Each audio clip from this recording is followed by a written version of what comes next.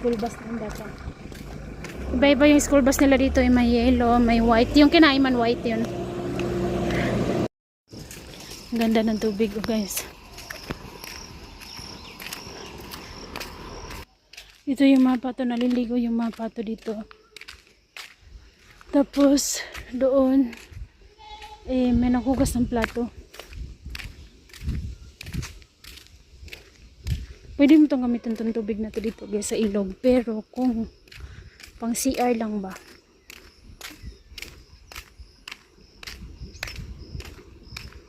Uy, ang laki ng ano. Ibon. Wow.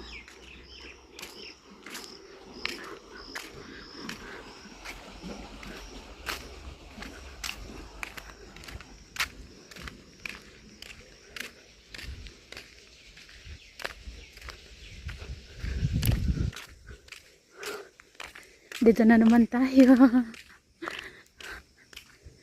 Ay, grabe, sobrang init. Hindi na ako nagdadala ng payong para sa akin pag naghatid ako. Pag mga ganitong umaga. Pero pag tanghali, nagdadala talaga ako. Para tag-iisa kami ni RJ. Although si RJ kanina nagpayong naman na siya. Pero di ko na kinuha kasi para mamaya mula na akong bitbitin papunta dito.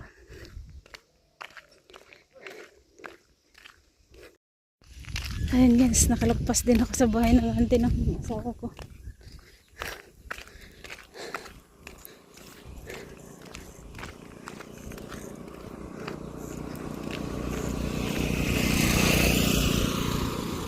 Pag walang masasakyan guys na daraan or mga motor, magpapagitna kami ni RJ. Dito kami dadaan sa gitna. Pero pag may motor, ano kami gilid, kasi pag gilid ka lagi delikado din dahil di mo mamalayan baka may ahas, so ingat lang.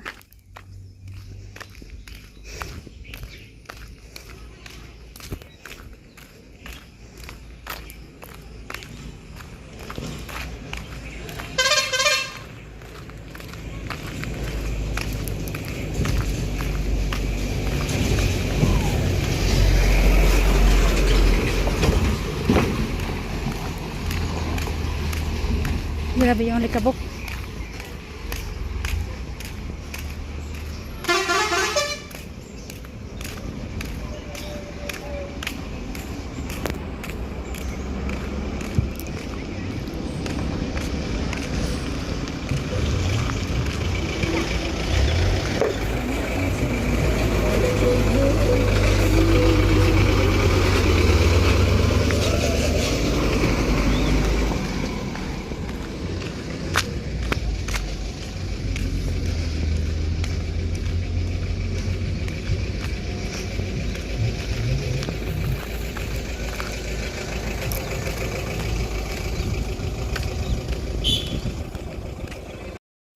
So yun guys, punta kami doon sa magano kami ng kahoy, magbili kami ng kahoy.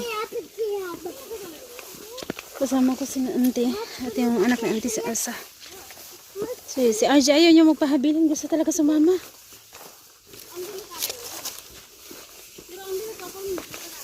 So nagbutas naman kami. Ayan, kasabi dito kani kuskot sa paloyo. Are, sa nilas daw ni Antin, bili niya daw kasi nagapa siya kanina dyan. Dito daw, guys, alam niyo ba dito marami pa rin dumadaan kahit ganito na dito kasukal. Ayan. Pero may side naman na ganito siya kasukal, tapos may iba naman na ganito na siya. Mas maganda yung ganito. Kasi kapag ganito na siya, pwede ka talagang dumaan na dito. Pero yung ganito, tignan nyo. Hanggang umabot na pala sila dito. Yung pagkapas ni na auntie guys, isa no laktaw-laktaw baga.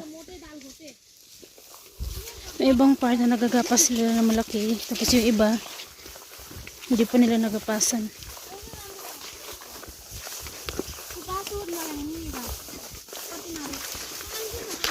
Actually, nung isang araw pa ako niyaya ni Auntie No, pero dahil busy din siya sa pag ano ng tawag dito pagpagiling ng palay babaga para maging bigas.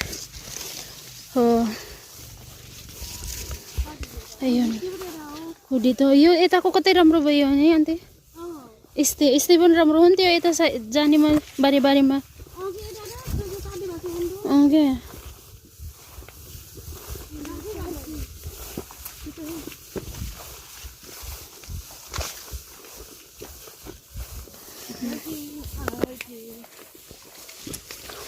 Sabi ko kay Auntie maganda na dito banda. Sabi ko kung ganito kaganda mas okay. At may mais malinis yung daanan. Sabi niya oo eh. Ha? Kole. Isto na iyo ba ito mais na isang daram sa kimili. Okay.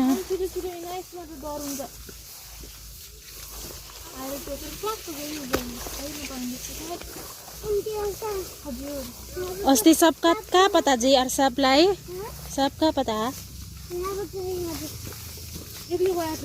हामी दुईजना यो पहिला अगाडि आजलाई अनि म यसको पछाडि अनि ठिकै यसको खुट्टामा आयो यति न होला यति न यति NASA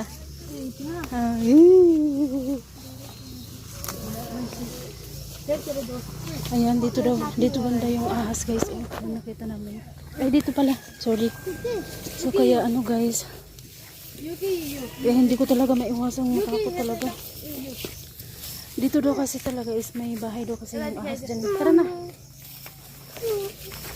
takot si RJ baya baya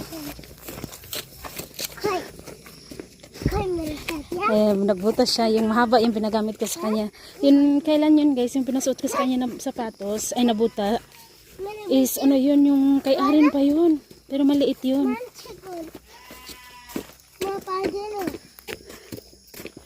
maliit yun at yun ay nakita lang din ni RG sa bahay ng hinlos ko akala ko na wala na yun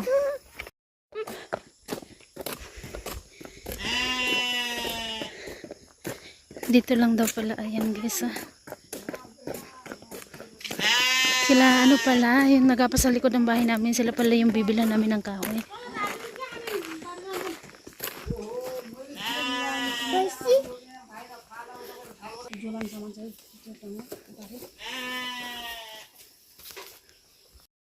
so yun siya guys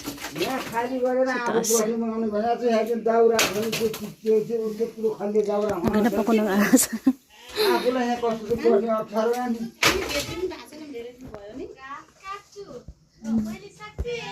malaki pala ito yung ano nila ito yung bahay lang to ng maano guys ng alaga nila baka or kalabaw yun nasa labas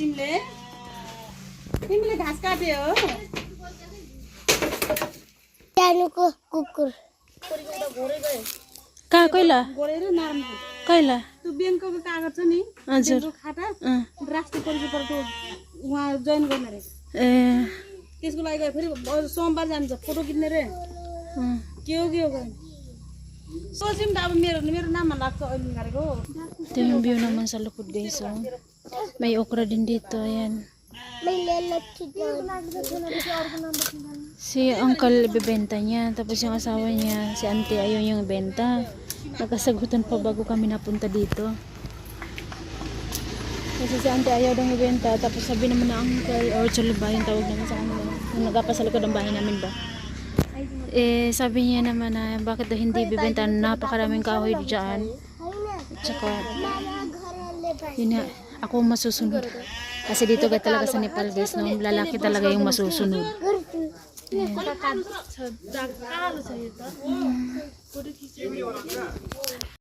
नाइ नाइ तिर्ने माटेको नाइ धेरै यस्तै डोले डोले पुरा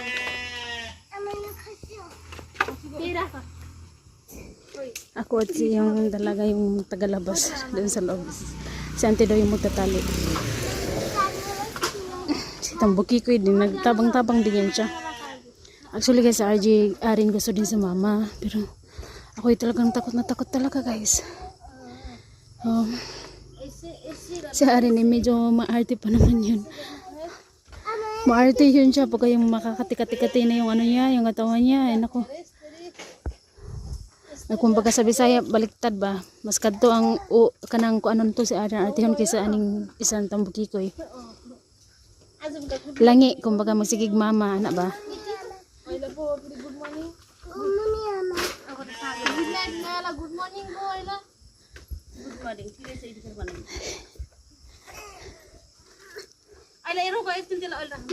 Ngayon at bukas walang pasok yung mga bata. So kaya enjoy muna sila. Maligo sana kami sa ilog pero hindi na. Sa bahay na lang. Kasi nung nakita akong ahasan sa ilog dito sa may school ng RJ. Although yung ilog doon iba naman pero hindi na kasi medyo malayo din kasi yung ilog eh. Pero tignan lang natin. Pero hindi na lang siguro talaga kasi pag kasi kami ay pupunta ng ilog, pag uwi talaga galing sa ilog, may magkalintura talaga sa amin.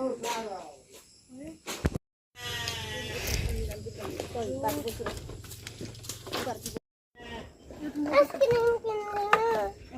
cream rock mo, ice cream rock mo.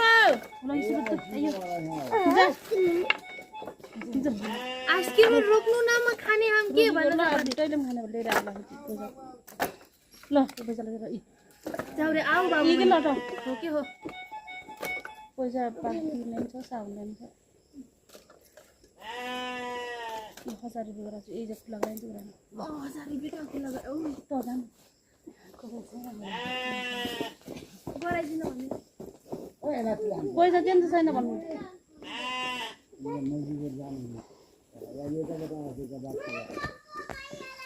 हे इसले हो मात्र अन्त हे मात्र इति जाला इति हो दाइ इति दिनुहुन्छ ओके एक बारी पर बनाउनु पर्यो नाइ के यही माल थपिदिनु हुन्न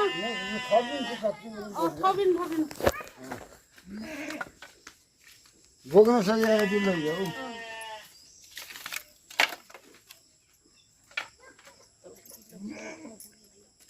नहीं सक्छ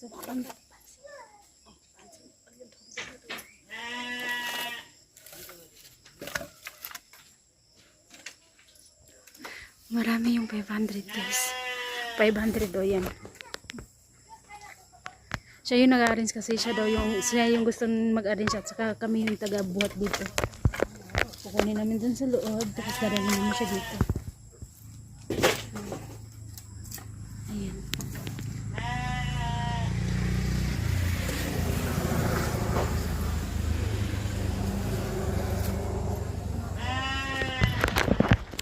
Dur.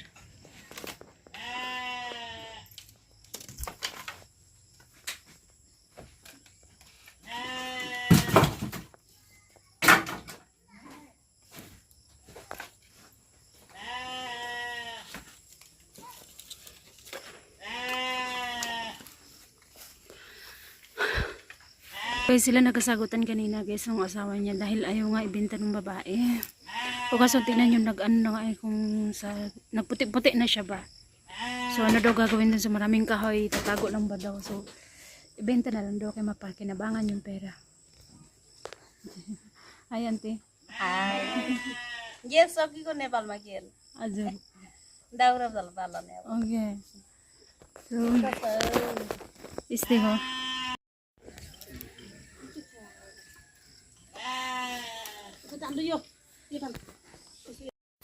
so yun guys, naman na si auntie. Si auntie yung nagbuhat. Sabi ko ako na bubuhatin ko sa ulo. Sabi niya hindi, ako na yung magbuhat. Tapos ako yung binuhat ko yung ito, yung natira. Yung dalagita hindi na sumama kasi may pupuntahan daw pala silang iba.